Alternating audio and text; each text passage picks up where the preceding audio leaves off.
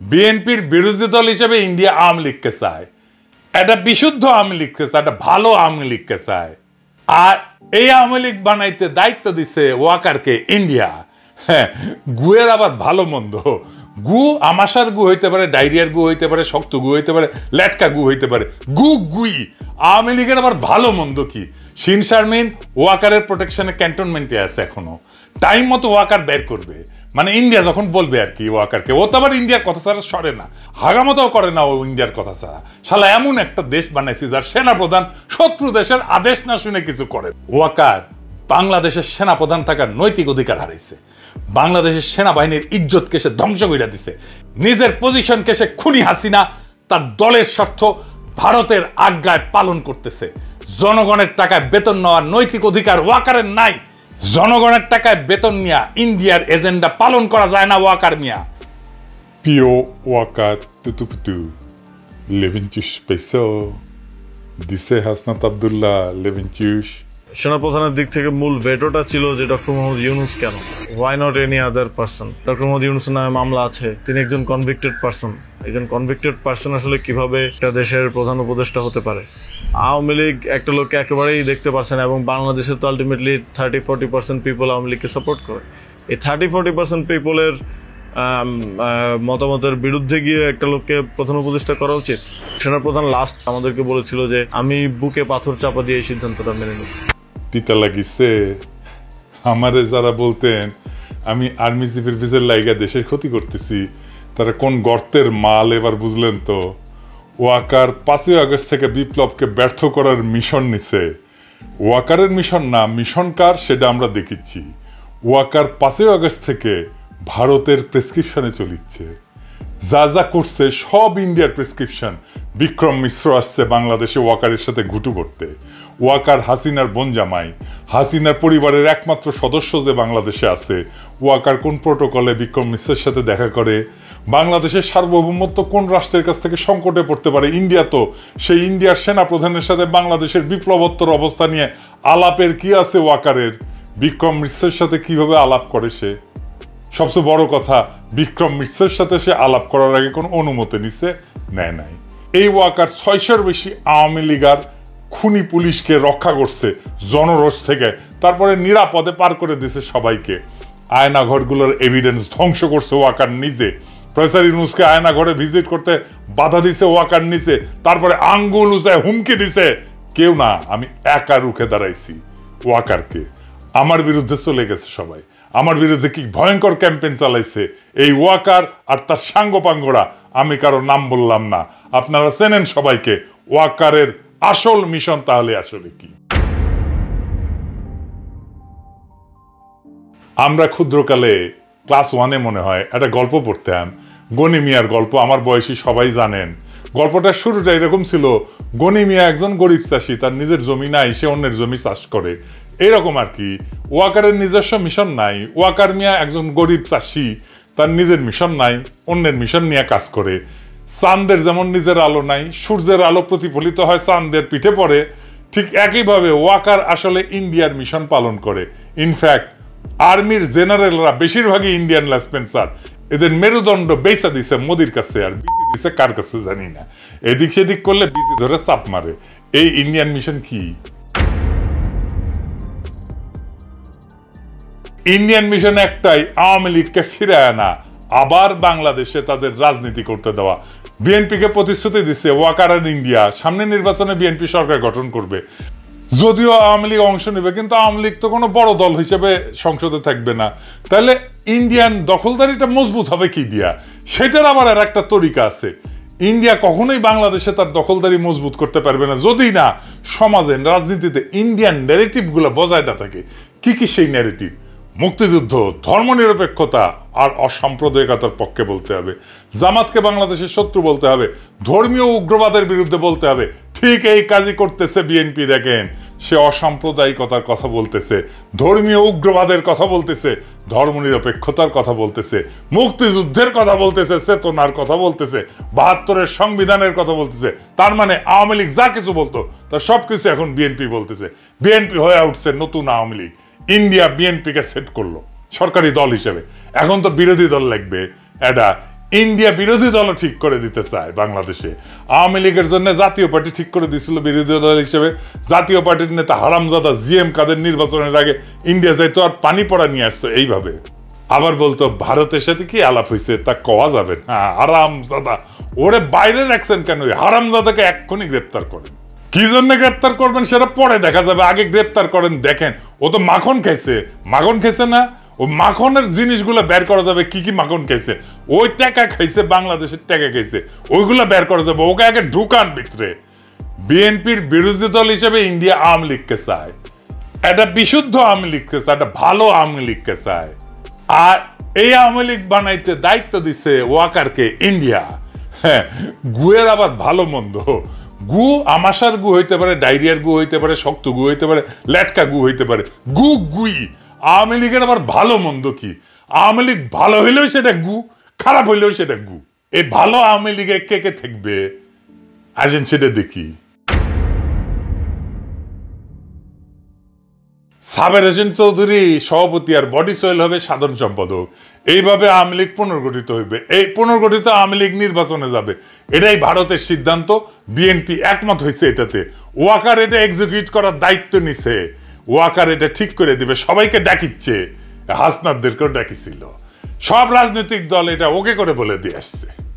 এই যে ইউরোপের রাষ্ট্রগুলোর মধ্যে ব্রিটেনের সমর্থন আছে, ইংল্যান্ডের রাষ্ট্রদূত আছে না ঋষি সুনাকে নিয়োগ দেওয়া যে সারা কুক, উই এইটা ঘুটু পাকাচ্ছে বিদেশিদের তরফ থেকে।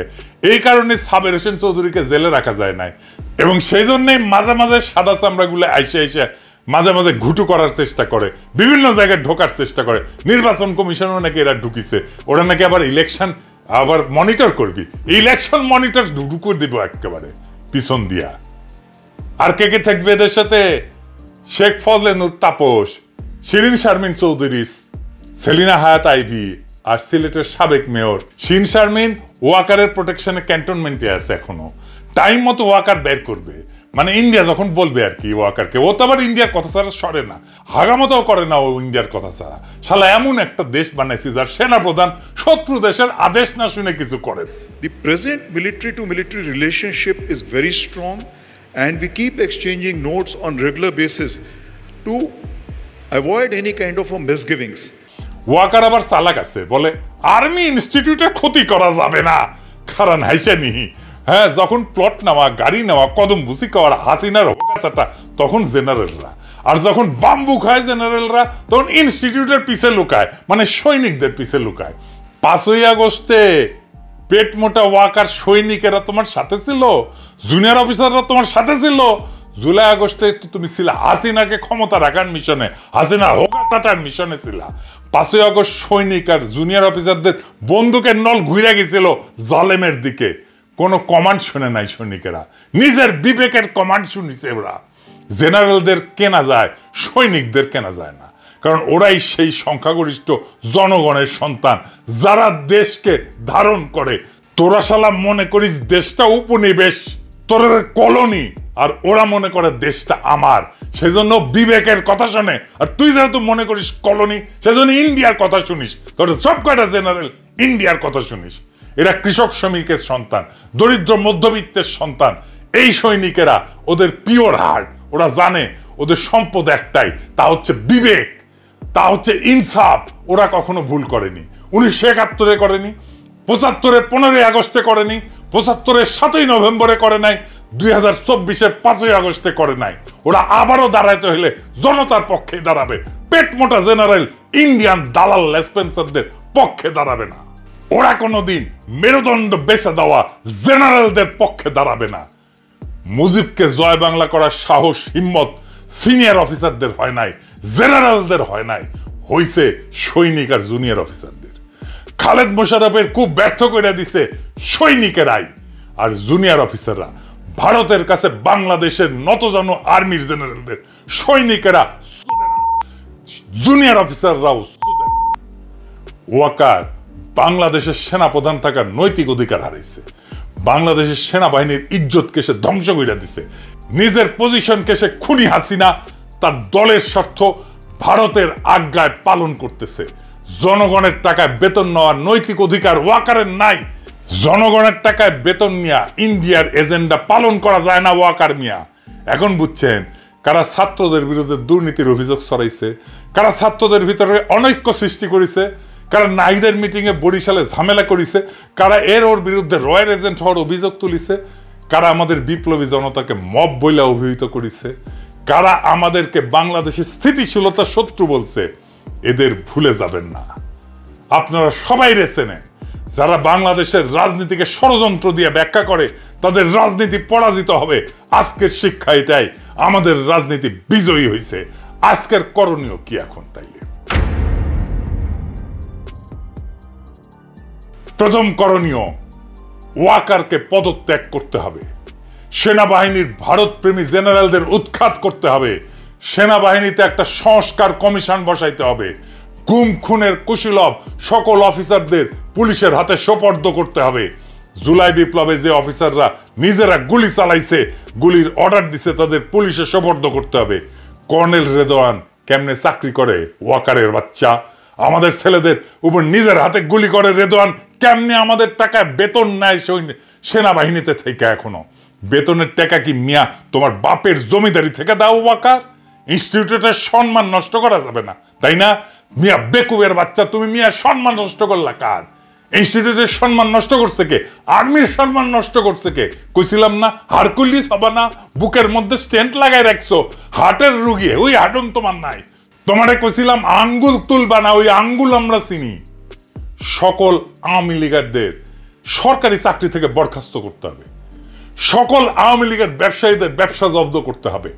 অনলাইনে অফলাইনে যারা লিগেল লেসপেন্সারি করতেছে তাদের নিষ্ক্রিয় করতে হবে। কিভাবে করবেন আমরা জানি না। আওয়ামী লীগের সকল পদধারী নেতার অ্যাকাউন্ট জব্দ করে তাদের সকল টাকা রাষ্ট্রীয় কোষাগারে জমা করতে হবে। নয়তো আমরা একদিন করে এক এক এলাকা ঘেরাও করব, জনতার ব্লক রেট দেব, আর একটা একটা করে আওয়ামী লীগের ধরে ধরে ঝুলায় দেব, টাঙ্গায় দেব। একটা জায়গায় করবেন এই অপারেশন, ঠান্ডা হয়ে যাবে সারা দেশ। বাংলাদেশে আওয়ামী লীগ বা ভারতীয় আধিপত্যবাদ ফিরবে না, ফিরতে দেওয়া হবে না। যতই তার পিছনে ইন্ডিয়া থাকুক, ইন্ডিয়ার লেসপেন্সার ওয়াকার থাকুক, জেনারেলরা থাকুক, সিভিল মিলিটারি ব্যুরোক্রেসি থাকুক, প্রথম আলো থাকুক, ডেইলি স্টার থাকুক, বামেরা থাকুক, আর বিএনপি থাকুক, এমনকি প্রফেসর ইউনূস থাকুক, আওয়ামী লীগকে রাজনীতি করতে দেওয়া হবে না। আওয়ামী লীগকে নির্বাচন করতে দেওয়া হবে না। বাংলাদেশের দরকার হইলে আর একটা জুলাই হবে, দরকার হইলে আবারও রক্ত দিব, আবার লড়াই হবে, দরকার হইলে নতুন বিপ্লবী সরকার আবার গঠিত হবে। এই চূড়ান্ত লড়াইয়ের আহ্বান জানায় গেলাম। সিপাহী জনতা দরকার হইলে আবার মাঠে নামবে। 7ই নভেম্বরের মতো, 15ই আগস্টের মতো, 5ই আগস্টের মতো। 5ই আগস্টের ভুল আমরা আর করব না। জান দেব কিন্তু জুলাইয়ের অর্জন দেব না ইনশাল্লাহ। খোদা তাআলা আবার আমাদের বিজয় ছিনিয়ে আনার তৌফিক দিন। ইনকিলাব জিন্দাবাদ। রিফাইন্ড আওয়ামী লীগ নামে নতুন ষড়যন্ত্রের পরিকল্পনা চলছে হাসনাত। রিফাইন্ড আওয়ামী লীগ নামে নতুন একটি ষড়যন্ত্র নিয়ে আসার পরিকল্পনা চলছে বলে জানিয়েছেন জাতীয় নাগরিক পার্টির এনসিপির মুখপাত্র সংগঠক দক্ষিণাঞ্চল হাসনাত আবদুল্লাহ। বৃহস্পতিবার সামাজিক মাধ্যম ফেসবুকে নিজের ভেরিফাইড পেজ থেকে দেয়া এক পোস্টে তিনি এসব কথা বলেন। ফেসবুক পোস্টে তিনি লেখেন, কিছুদিন আগে আমি আপনাদের বলেছিলাম যে রিফাইন্ড আওয়ামী লীগ নামে নতুন একটি ষড়যন্ত্র নিয়ে আসার পরিকল্পনা চলছে। এই পরিকল্পনা পুরোপুরি ভারতের। সাবের হোসেন চৌধুরী, শিরিন শারমিন, তাপসকে সামনে রেখে এই পরিকল্পনা সাজানো হচ্ছে। আমি সহ আরও দুজনের কাছে ক্যান্টনমেন্ট থেকে একটি পরিকল্পনা উপস্থাপন করা হয় 11ই মার্চ দুপুর 2:30টায়। আমাদেরকে প্রস্তাব দেয়া হয় আসন সমঝোতার বিনিময়ে আমরা যেন এই প্রস্তাব মেনে নেই। আমাদের বলা হয় ইতিমধ্যে একাধিক রাজনৈতিক দলকে এই প্রস্তাব দেয়া হয়েছে, তারা শর্ত সাপেক্ষে আওয়ামী লীগ পুনর্বাসনে রাজি হয়েছে। একটি বিরোধী দল থাকার চেয়ে একটি দুর্বল আওয়ামী লীগ সহ একাধিক বিরোধী দল থাকা নাকি ভালো। ফলশ্রুতিতে আপনি দেখবেন গত দুদিন মিডিয়াতে আওয়ামী লীগের পক্ষে একাধিক রাজনীতিবিদ বয়ান দেয়া শুরু করেছে। আমাদের আরও বলা হয় যে রিফাইন্ড আওয়ামী লীগ যাদের নিয়ে করা হবে তারা এপ্রিল মে থেকে শেখ পরিবারের অপরাধ স্বীকার করবে, হাসিনাকে অস্বীকার করবে এবং তারা বঙ্গবন্ধু আওয়ামী লীগ করবে এমন প্রতিশ্রুতি দিয়ে জনগণের সামনে হাজির হবে। এ প্রস্তাব দেয়া হলে আমরা তৎক্ষণাৎ এর বিরোধিতা করি এবং জানাই যে আওয়ামী লীগের পুনর্বাসনের পরিকল্পনা বাদ দিয়ে আওয়ামী লীগের বিচার নিয়ে কাজ করুন। এর উত্তরে আমাদের বলা হয় আওয়ামী লীগকে ফিরাতে কোনো ধরনের বাধা দিলে দেশে যে সংকট সৃষ্টি হবে তার দায়ভার আমাদের নিতে হবে এবং Awami League must come back. আলোচনার এক পর্যায়ে বলি, যেই দল এখনও ক্ষমা চায় নাই, অপরাধ স্বীকার করে নাই, সেই দলকে আপনারা কিভাবে ক্ষমা করে দিবেন? অপরপক্ষ থেকে রেগে গিয়ে উত্তর আসে, we people know nothing, we lack wisdom and experience, we are in this service for at least 40 years. তোমার বয়সের থেকে বেশি, তাছাড়া আওয়ামী লীগ ছাড়া ইনক্লুসিভ ইলেকশন হবে না। উত্তরে বলি, আওয়ামী লীগের সাথে কোনো ইনক্লুসিভিটি হতে পারে না। আওয়ামী লীগকে ফেরাতে হলে আমাদের লাশের উপর দিয়ে ফেরাতে হবে। আওয়ামী লীগ ফেরানোর চেষ্টা করা হলে যে সংকট তৈরি হবে তার দায়ভার আপনাদের নিতে হবে। হাসনাত আবদুল্লাহ বলেন, জুলাই আন্দোলনের সময় আমাদের দিয়ে অনেক কিছুই করানোর চেষ্টা করা হয়েছে, কখনো এজেন্সি, কখনো বা ক্যান্টনমেন্ট থেকে নানা ধরনের প্রেসক্রিপশন গ্রহণ করতে চাপ দেওয়া হয়েছে। আমরা ওসব চাপে নথি স্বীকার না করে আপনাদের তথা জনগণের উপরেই আস্থা রেখেছি। আপনাদের সাথে নিয়েই হাসিনার চূড়ান্ত পতন ঘটিয়েছি। আজকেও ক্যান্টনমেন্টের চাপে অস্বীকার করে আমি আবারও আপনাদের উপরেই ভরসা রাখতে চাই। এ পোস্ট দেওয়ার পর আমার কি হবে জানি না। নানামুখী প্রেসারে আমাকে হয়তো পড়তে হবে, হয়তো বিপদেও পড়তে হতে পারে, কিন্তু আওয়ামী লীগ নিষিদ্ধের প্রশ্নে কোনো ধরনের আপোষ করার সুযোগ নাই। জুলাইয়ের দিনগুলোতে জনগণের স্রোতে ক্যান্টনমেন্টের এজেন্সির সকল প্রেসক্রিপশন আমরা উড়িয়ে দিয়েছিলাম। আজ আবারও যদি আপনাদের সমর্থন পাই, রাজপথে আপনাদের পাশে পাই, তবে আবারও এই আওয়ামী লীগ পুনর্বাসনের ভারতীয় ষড়যন্ত্র আমরা উড়িয়ে দিতে পারব। আওয়ামী লীগকে নিষিদ্ধ করতে সকলের প্রতি আহ্বান জানিয়ে বৈষম্য বিরোধী ছাত্র আন্দোলনের এই সমন্বয়ক বলেন, সকল যদি কিন্তু পাশে রেখে আওয়ামী লীগের বিরুদ্ধে আমরা ঐক্যবদ্ধ হই। আওয়ামী লীগ রাজনীতি করতে পারলে জুলাই আন্দোলন ব্যর্থ হয়ে যাবে। আমাদের শরীরের এক বিন্দু রক্ত থাকা পর্যন্ত আমাদের শহীদদের রক্ত আমরা বৃথা হতে দিব না। 5ই আগস্টের পরের বাংলাদেশে আওয়ামী লীগের কামব্যাকের আর কোনো সুযোগ নাই, বরং আওয়ামী লীগকে অবশ্যই নিষিদ্ধ হতেই হবে। সম্মানিত প্রিয় দর্শক, ভিডিওটি সম্পর্কে আপনাদের মহামূল্যবান মতামত কমেন্ট করে জানিয়ে দিন। সবাই সুস্থ থাকুন, ভালো থাকুন। আসসালামু আলাইকুম।